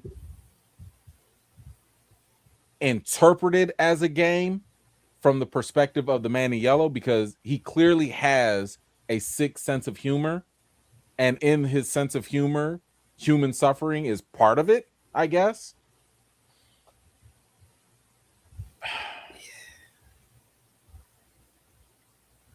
I don't know. Yeah. I mean, I hope it's more than just that, because to me, I think it loses some of the stakes if it is a game, versus the man in yellow actually wants to do something. Like he has to have because if it's a game, it's kind of like, well, what's the point, right? Like, and if you're going to play a game, like, is there a wager? You know, like, I know some people mention like the Book of Job. Yeah, like there was a wager between Satan, the prosecuting angel, not Lucifer, and God, and it was like, hey, you know, these humans, they only like you because, you know, they fear you and all that stuff. And God was like, nah, this man Job he's down for me all day. And, you know, that whole back and forth felt like a sort of game and a wager. And I'm not going to get into the religious aspect of what there is there. But in this TV show, I'm wondering if it is a game, what is the point? And if the point doesn't justify cycle after cycle after cycle after cycle, to me, I think that then it falls flat. So what I'm hoping is that there is some sort of bigger picture here. Maybe, and I'll give you credit for this as well, maybe the man in yellow is trying to find a way to go into the real world, right? Maybe the man in yellow is, you know, and I think of Welcome to Derry, where Pennywise was like, I only have one job, and that is to consume people and be a world eater, right? Is the man in yellow similar to something like that, where maybe it is a game, but that end game is world domination? I'm going to be able to go out and mess up everybody and be Freddy Krueger and kill them in their sleep and feed off of their suffering. Now I can kind of get into that where the stakes are higher. And because, and I'll throw this other thing, and I know we're spitballing here. I don't know, and I don't think that it is a game, only because I don't think that the boy in white is equivalent to the man in yellow. Wow. Like, I mean, have we seen him do similar things or abilities?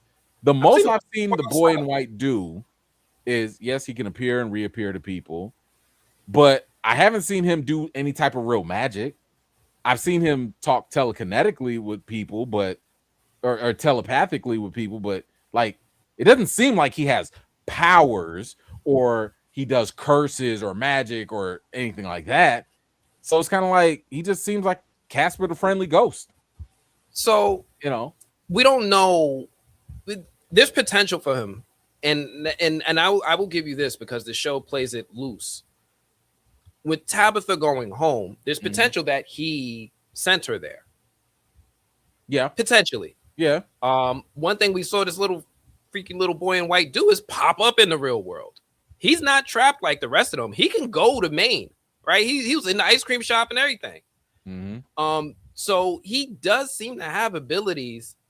Wait, did he send her to the real world, or if we go off of Dale's mini theory, does he just happen to know where the exits are of this pocket dimension?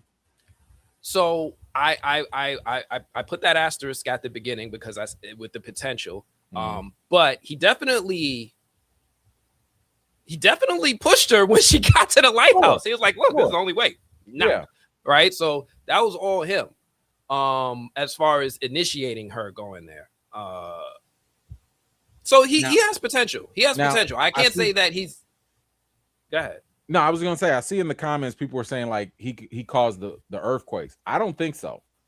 I don't think he has that ability, because as we've seen at the end of season 1, this place in itself has a mind of its own. Is your Krakoa theory out? I didn't even put that as a theory. It was just observation, but that was basically from what Sarah's brother said. You know, if you try to leave, this place pushes back. And then it was confirmed by the boy in white, where it said, yes, your brother was right. You guys, or this place got angry. Yeah. So this place that causes storms, that ruins the soil, that probably causes earthquakes, that's not the boy in white. He didn't say, I'm the one that, you know, brought this storm on, or I'm angry. He is a separate entity from whatever the entity is that is this place. that controls the mother nature-like phenomenons. So again, I don't think the boy in white controls anything outside of he's maybe working with it or he just understands it. Because the one thing he does know, he's like, hey, go in that tree right there. Yeah. If you go in that tree right there, you will be saved. When he saved Julie and Victor, for example, or Sarah and Boyd. Yeah. But he's not all knowing either. Because when Tabitha was like, man, I'm finna go in this tree, he was like, hey, I don't know if you should do that. I don't know if that tree gonna work this time. So he's clearly not that powerful, nor I don't think he has that ability, but he has a certain level of knowledge. So you and I have talked a little bit about the place being like X-Men's Krakoa. And yes, this is a deep cut, because if you're not reading the X-Men comics specifically, you're not going to know what we're talking about. So real quick, X-Men's Krakoa is a living island. It is an island that is actually a mutant that used to be a normal humanoid being, but his mutant metamorphosis turned him into an island. Mm-hmm. It's alive. He inhabits the whole island, and the X-Men actually lived on him for some time with their own sovereign nation. So the point of this is that we believe From exhibits a lot of attributes like Krakoa, like the island, like the place itself is alive, like it's its own unique being. I've brought this up I said I think the trees are independent players. I didn't expand it to the whole place, but at the time I was like, yo, I don't think these trees are really rocking with the monsters. I feel like when Victor pointed out that the trees were moving, when we pointed out that trees block you in the road, when we pointed out that trees are your way to teleport to other parts of the map, it felt like the trees were kind of like Lord of the Rings Ents. The tree beards, the one that walk around. Yeah, I think you're right about that, and I'm gonna tease another theory. I'm gonna work. I think I'm gonna be able to explain the trees. But I think it's close to what you're saying. Like the trees they're temperamental, right? Like I don't think that they are as random as if you drop something in there, who knows where you go. No. Because clearly, some people got the right pass. They got their passports checked out, and they can go where they need to go. But you can't just be anybody, Dale, and go where you want to go. So, and we even saw that with with Jade's past life, with him under the boulder or whatever. I think it might have been one of his past lives that tried to go through the tree. Found out. But I do believe that the trees, if this environment, if it's logically possible that this place can feel emotions, that implies that it has some sort of mind or consciousness. It's not outside the question that the trees also have some sort of mind or essence in them as well. Maybe they're independent. Maybe they are part of the larger ecosphere. But it would not surprise me. And I don't know why, and I don't know if you have thoughts on this. I always go back to Victor's drawing of a snow globe, of like the whole town or forest in a snow globe. And it's like, who the hell's holding the snow globe? Whose memory was that? Yeah. Like how do you see that? Because they're supposed to either draw what they see or draw what they mama told them. And I'm like, what the hell? Did Miranda see that? What are we doing? And then there was another drawing with a big old eyeball in the sky. Yeah. Hey man. What the hell? Are they in? I was going to ask you what was one observation you noticed that most people missed, but that was it. That was a good one right there. Damn, that was good. Something I noticed that I hope pays off in season 5. Aside from these drawings coming to light, including Victor's red lightning drawing. He had a drawing of a red sky. This little girl took all the talismans. See, now a lot of people did they've been speculating. Did she? Did she? And that's an interesting. And I hate this because we don't know, right? Nah, we don't know. Did Clara just put a bunch of rocks in there and give them to Sophia? Now, first of all, if she did, she dumb as hell because Sophia would absolutely kill her for trying to trick her, and Sophia dumb as hell for just believing and not looking first to make sure that those are actually talismans. But yeah, there's a possibility that maybe Clara didn't give her all of them. Maybe some talismans. I think people are speculating that one could be in the basement still of Colony House. Yeah. We saw her go through all the major places, right? She went to the clinic, she went to the sheriff's station. Yeah. She went to all the church. She went to all the major places and started collecting them. Walked around with a bag like, you know, she's walking around with Pokeballs. Didn't nobody go on the bus? No, we don't know where Clara went. We don't know where she like there are talismans out there. And yeah, Boyd walks around with one on them things on his hip. As he right, should. He don't never leave the house without a talisman.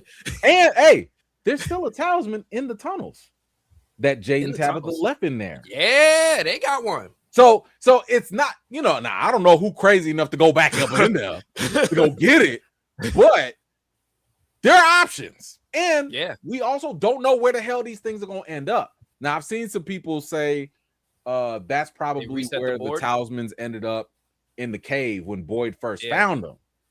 But I feel like if that's the case, that's going to be circular all over again. Because did the man in yellow, Sophia, when she was like, oh, what are these? Are these talismans? What is it? Like, was she playing? Did she honestly not know what they were? Or was she kind of lying? She was also saying, who's Boyd? And on top of that, it was kind of like, you know, who made the talisman? It begs that question. Who made the talisman? I still think it was Tabitha. I think Tabitha is going to be the one to remember. Yeah. Her past self made it. And, you know, was that part of the cycle? Was part of the cycle, well, I guess, because that would imply that in a previous cycle, they had the talismans. But they had to if they had made it. They had to. Yeah. Like, maybe Victor's cycle didn't have them. Victor's cycle probably didn't have them because maybe, you know, the man in yellow routinely goes in and gives them this little comfort, takes it away from them, screws them up, massacre happens, and this, you know, Boyd just got lucky. We don't know what happened when Victor was a kid. This is why we need a spinoff. We don't know if they had talismans. We knew that they knew that they were surviving for a little bit, right?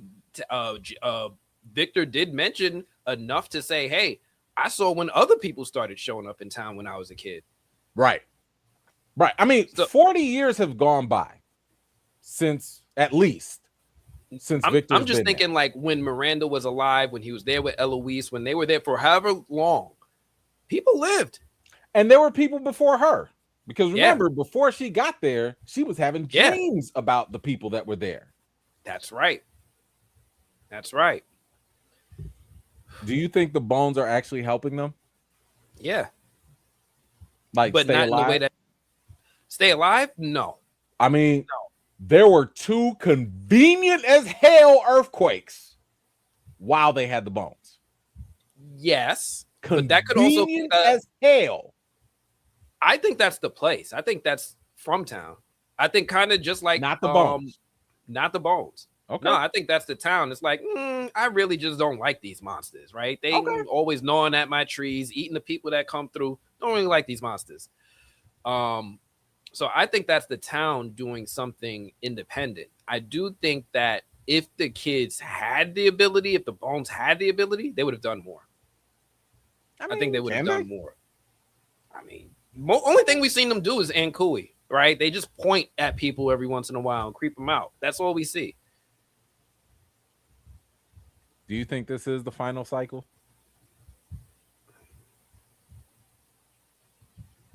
I think we asked this question last time on the last live, but I'm curious to see what the people joining now. Which would you prefer? Damn, we can't do polls here. Would you prefer for From the last episode for them to break the cycle or to keep the cycle going. What does that mean? If they break the cycle, they save the children, they do whatever, everybody goes home and it's done. Or they keep the cycle going and Ethan becomes the new victor and they start all over again. Spinoff. Oh, I'm putting this together right now. Y'all want them to break the cycle. Y'all so nice. Y'all don't want nothing bleak.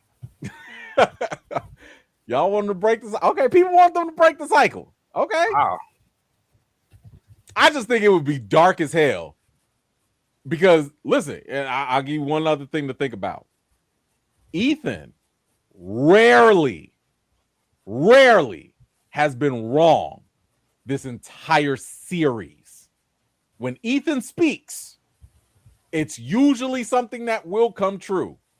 The only time he really hasn't been right was with the bird. Because he was like, oh yeah, this is the Lake of Tears and all that. That's the only time whatever he said did not, and that could still come true. We don't know. But this man said, I'm going to be the only one here. Everyone here is going to die. I'm going to be alone. Was he speaking the truth? Was he? I know he was scared, but I'm just saying this boy he happens to just be knowing stuff. What did you think of that bird? What's your theory on that? Purified itself in the lake? First off, the bird died off camera. That was annoying to me. Yeah. But what'd you think about Ethan finding the bird, trying to purify it in the Lake of Tears, and then the bird not surviving the whole experience? What was the significance of this bird? Mm-hmm. First of all, hold on. Ethan and Victor said that. I'm talking about because I see somebody said Ethan didn't say that. Ethan said that to Julie when he found out that Tabitha was not coming back, like in the van. So he was freaking out.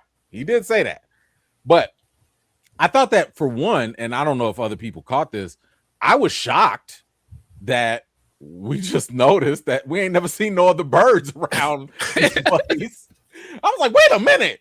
All we have seen are some crows. You're right. We ain't even seen a dirty pigeon or nothing.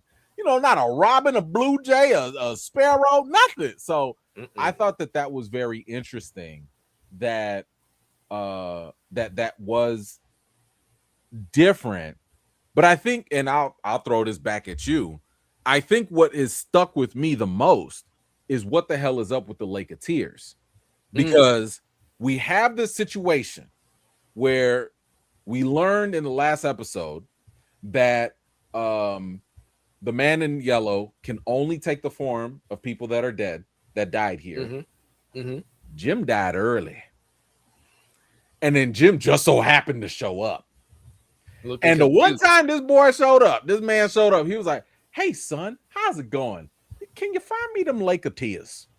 Like, wait a minute. How you just gonna jump right into the supernatural? You ain't say nothing about like, how's your sister? How's your mama doing? And then when his mama came, he was like, uh-oh, gotta go. I'm just saying, it looks a little suspect. Maybe the man in yellow was actually Jim, and he's trying to use Ethan to find this Lake of Tears. Maybe. Or maybe it is Jim, and Jim needs maybe he's trying to actually help Ethan and be like, hey, you need the Lake of Tears. Maybe that's part of saving the kids. What do you think? Do you think it's the more devious man in yellow trick? Or do you think the Lake of Tears is actually for real? Like, what do you think? I think Ethan would have been able to tell. Well, no, he even questioned it afterwards. Do you think that was really Dad? He did. So he did question it, but I do like that his initial instinct was that was Dad. Sure. Right. He only started to question it after others started to introduce doubt. And he started to get emotional about what this place was doing to him. Keep in mind, he freshly just saw his dead daddy. That was fresh. That was fresh. I'm sure. And he was willing to go talk on the radio with his dead non-brother Thomas. He might have been able to reach anything. So, yes, but it's hard to discern when if even though Ethan is going through emotional and he's having an emotional reaction, does that mean he's wrong? Right? That's the question. Right? He, like you said, he's always spitting, especially when he starts talking about the lore, the logic, and the rules of this place. So when he first saw Jim and he's like, nah, that was Jim. He said, we got to go find the Lake of Tears. It makes sense in my head. I told Victor. Victor didn't question it. He recruited Jade. We squatted up. I love that because it validated, one, Ethan being right all this series, and two, it started to give us momentum that, yeah, everything he's spitting, everything he's saying, including this Lake of Tears quest from Jim, is on the money. So for right now, I still believe him. I still believe that was Jim. Okay, so and this is what I like, because me and Anthony, we talk about this when it comes to making theories and stuff. One of the best things you need to do if you're trying to have a theory is to prove it wrong. You like, it doesn't matter how much you believe in it or you want it to be right. If you want to shore up your own theory, you have to prove it wrong. And I like what people are mentioning. Some people are saying, yo, the man in yellow doesn't teleport. He can't teleport. My question is, do we know that for sure?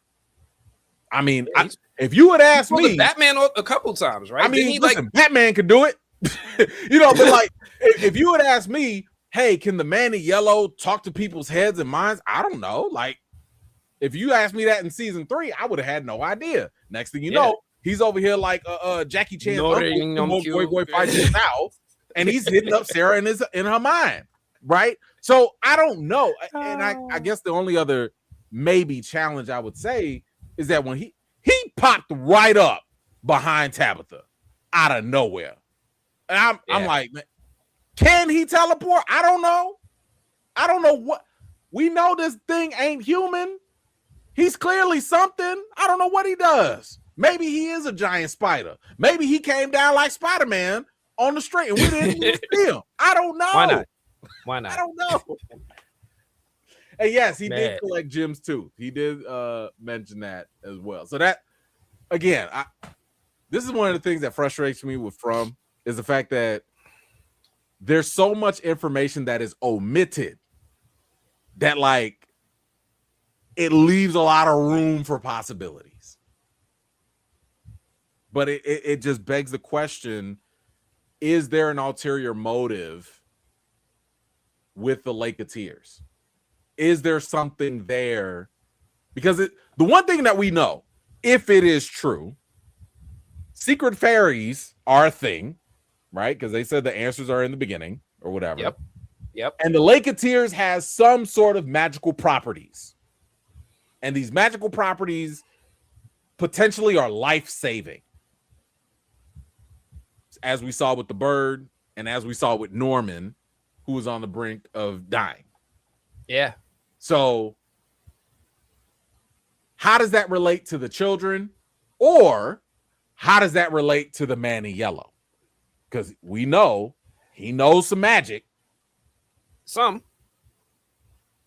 He knows some blood magic. He could make Roger come back with an egg. He could. Yeah. Right. If he could make Roger come back, teleporting should be easy. Maybe that's part of the eternal life, or whatever. Like, I don't know. What do you want in season 5? Like, what's one story? And I'm only going to ask for one. I was going to say, I got a couple. I know, got a couple things I need. What's your non-negotiable? Absolutely, they better either address or do this in season 5, and then we'll wrap it up. Okay. Absolutely, you need to explain story walking. Julie's, you cannot leave us hanging with Julie's story walking. I need, and I think the story walking should fix certain issues. So, for example, like how everybody's like, "Oh, what about that monster that says, 'Hey, Julie, don't you remember?'"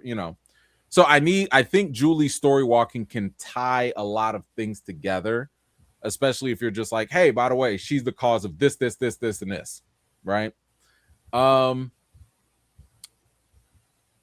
need the Gollum to do something because you ain't about to play with these mud monsters and not do nothing with that.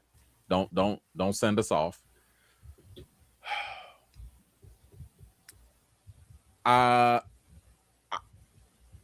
What I would like, and I don't know if this is a non-negotiable, but what I would like is I would like a series of flashbacks. If we're going to talk about the how and not the why as much, I would like to see, especially if they're not going to do spinoffs, which I would love, but if they're not going to, give me maybe even just one episode of all the different cycles and just show me how everybody kept failing, how everyone kept getting close, how, the Civil War Jade, because Jade was a brother, how did that Jade come close, but then all of a sudden a Confederate, soldier like killed him or something, and it was the Man in Yellow. I want to see how the Man in Yellow has been foiling them time after time after time. So I would like 1 or 2 episodes just being straight up flashbacks if they're not going to do spinoffs, and kind of bring that home. So I would like that. What about you? I'm gonna steal this one from one of the commenters, from Christina. I need to know what was the third thing the boy in white did do. Come on. I need to know number 3. What was number 3? Tabitha, boy. Always got a knack for interrupting. I can't. And then now, Victor, that's enough. Shut up. Let him talk. I don't know what step number 3 could have been. Ooh, that got on my nerves. Ooh. Man. Watch it be some nonsense. Like, Victor, oh, by the way, don't go east, because if you go east, this will happen. Like, just watch it be something. Watch it be something important. That cracks open everything. Yeah. If you cross over that lake, you're going to find the other town. The other town? The other town? By the way, Victor, you got a brother. Like, just some... I don't know. Whatever.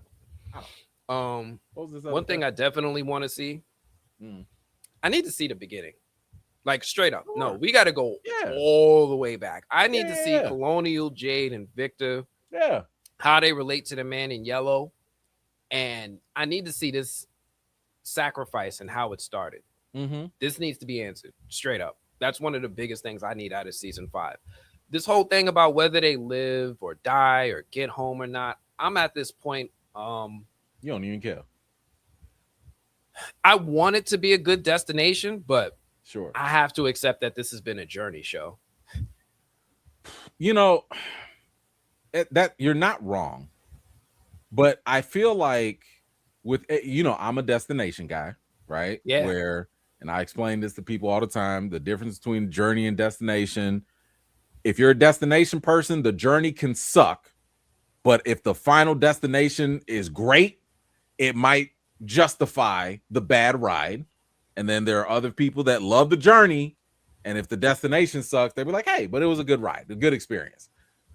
I think we're at the point where it's similar to The Boys. And I know you haven't finished The Boys yet, so I won't obviously spoil it. But I think a lot of the general consensus with The Boys is that the destination, the journey was great, but the destination was safe.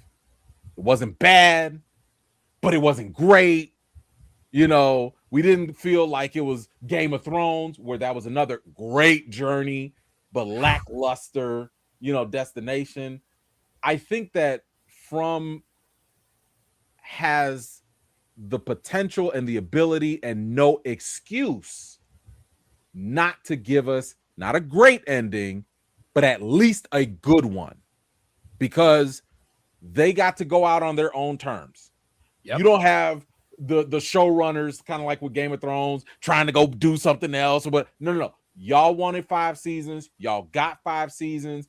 MGM has supported you. You don't really have a lot of excuses. And you have a very energetic fan base that's letting you know exactly what we're looking for. We're doing a lot of the work for them, if we're being honest. Goodness. Okay. Oh my goodness. Okay, so listen, y'all gotta at least come through with, I would say, 80% of what the Fromley want. I know they're not gonna hit all 100%. I know that, but 80% I think is reasonable given the fact that you have 5 seasons, you have an active fan base, give us that. Yeah. All right. I'm trying to think if there's anything else. Anything else you wanted to? Justice for Eloise. She did. I want my theory to be real. No, I need you to go ahead and make that series of T-shirts of every character that has died, and just at the bottom, he dead, she dead, Nathan, he dead.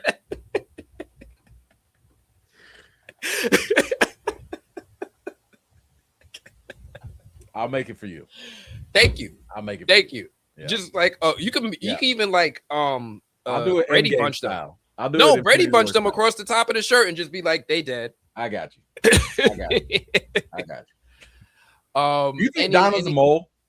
Everybody been asking. Do you think she's a mole? Donna, Tilly, listen, you guys got it right with Clara. All right, she was named. It went over our heads. We should have known better.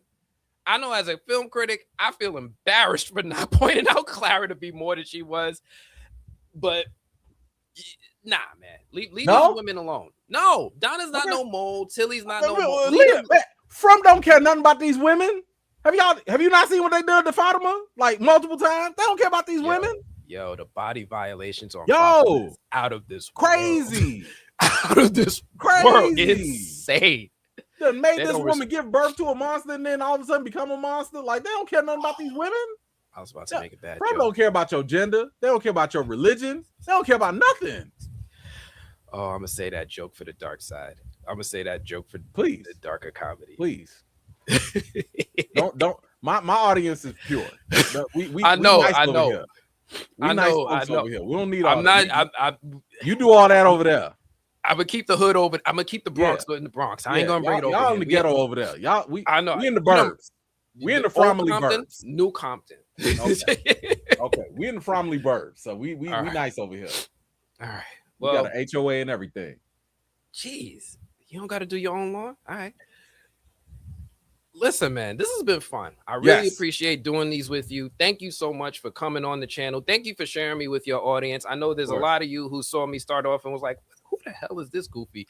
I'm Anthony. I'm over at the Movie Blog. You can check me out. I'm working with E-Man all the time, but I also have my own thing going on. You might like it. Come on over to the other side. We do good things at the Bronx. We have cookouts too. It's fun. Yes. And of course, if anybody is new here, hi, I'm E-Man. I cover From sometimes. Yes, I am actively in the process of coming up with more videos because I know there's going to be a lot of From withdrawal. We are, so stay on the lookout. I've got some more interviews coming up. I'll be sprinkling them out, for you guys. And I got this one big theory. I think I can explain the trees. I think I can explain the boy in white. And I think I can explain the bones. I think I can explain all of it. So stay tuned, like, subscribe, all that good stuff. And yes, shout out to the Fromley in general, man. Oh, and thank you all who have been giving in the super chats. Listen, I normally highlight you guys. You guys know there's a lot going on tonight with Nathan. I really wanted to keep the momentum moving.